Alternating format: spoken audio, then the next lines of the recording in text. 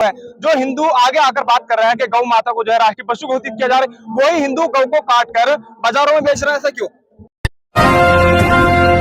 बेबाक हिंदुस्तान, सच की जुबान, हर खबर आप तक। कि वक्फ बोर्ड में संविधान सम्मत ये नहीं है, ये बना दिया गया, लाद दिया गया, थोप दिया गया।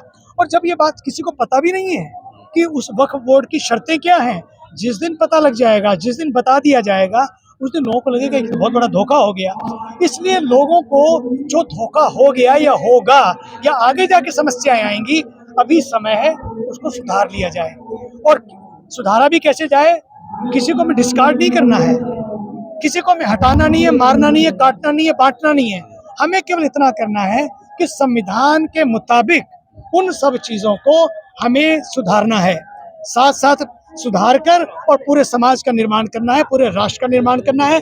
और सनातन बोर्ड का अर्थ इतना ही है, संविधान के तहत अगर वक्फ बोर्ड बन सकता है तो सनातन बोर्ड क्यों नहीं?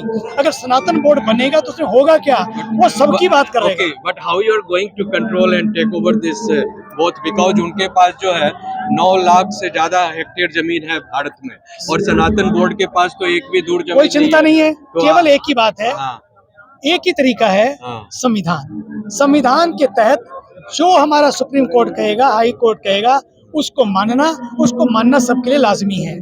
क्योंकि वक्फ की सबसे बड़ी समस्या क्या है? वक्फ की वाकफियत को वाकिफ होना जरूरी है।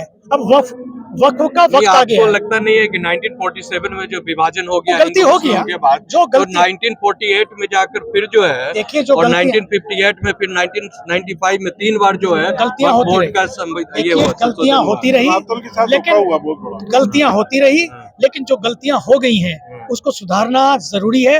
और सनातन यही कहता है कि जहां भूल हो जाए उसको सुधारो और आगे बढ़ो, और साथ साथ अपने राष्ट्र का निर्माण करो। ये जितने लोग हैं ये वेतन लेके नहीं आए हैं, ये वतन पे मरने वाले लोग हैं, और वतन हम सबका है, सबको साझा है, सबको साथ लेकर चलना है। या शक से नहीं, हक से मिलकर हम लोग वतन का निर्माण करें, देश का निर्माण करें, क्योंकि राष्ट्र पहले है, राष्ट्र के बाद बाकी चीजें हैं। अगर सनातन बोर्ड बनता है तो जो छोटी जाति के लोग हैं उनका क्या फायदा होगा? सबसे पहले उन्हीं का फायदा होगा।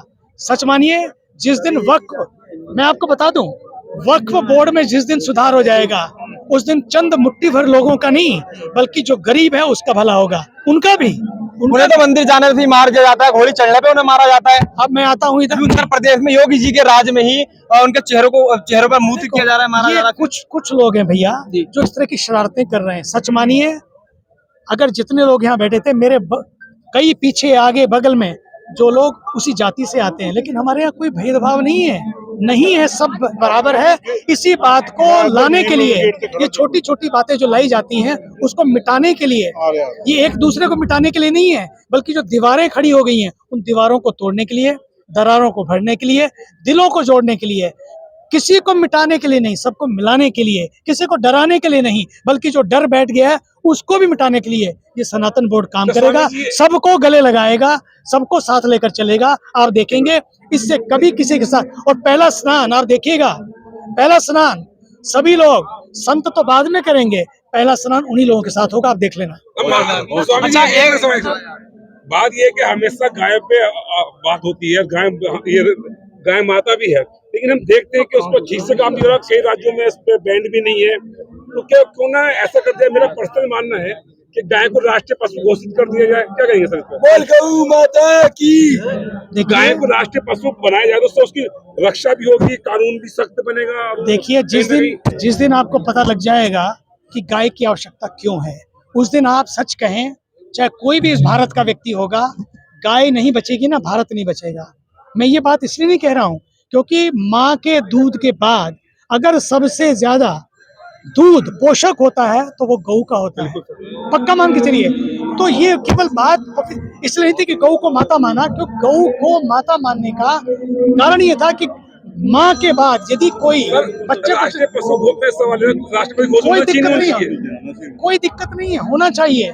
जो हमको बचाए, जो हमारा जीवन दे हमको, उसका सम्मान होना चाहिए, उसको राष्ट्रीय पशु घोषित होना चाहिए, कोई दिक्कत नहीं है। बिल्कुल होना एक चाहिए। सवाल हमारा सर आपसे लास्ट क्वेश्चन, आपसे लास्ट क्वेश्चन, मेरठ में गिरफ्तार हुए, एक के अंदर वो बेल काट कर जो है, जो आवारा पशु घूम रहे हैं, गौ जो आवारा रोड पर घूमती है, उनकी सप्लाइंग देते हैं मार्केट में, उनको काट कर। तो फिर ऐसा क्यों है? जो हिंदू आगे आकर बात कर रहे हैं कि गौ माता को जो है राष्ट्रीय पशु घोषित किया जा रहा है, वही हिंदू गौ को काट कर बाजारों में बेच रहे हैं, ऐसा क्यों?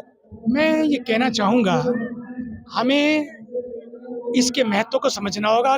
बात गऊ के काटने की हो या किसी और चीज़ को काटने की हो, ये काटने की बात ही गलत है। हमारा देश काटने से नहीं बना है। हमारा देश आज तक सदियों तक खड़ा रहा है, वो जुड़ने और जोड़ने से खड़ा हुआ है।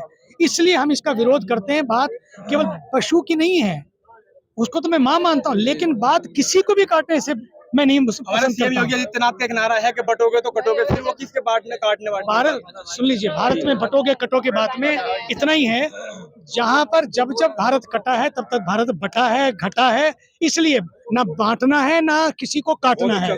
आज हमें सबको साथ लेकर चलना है। बहुत बहुत शुक्रिया। आप देख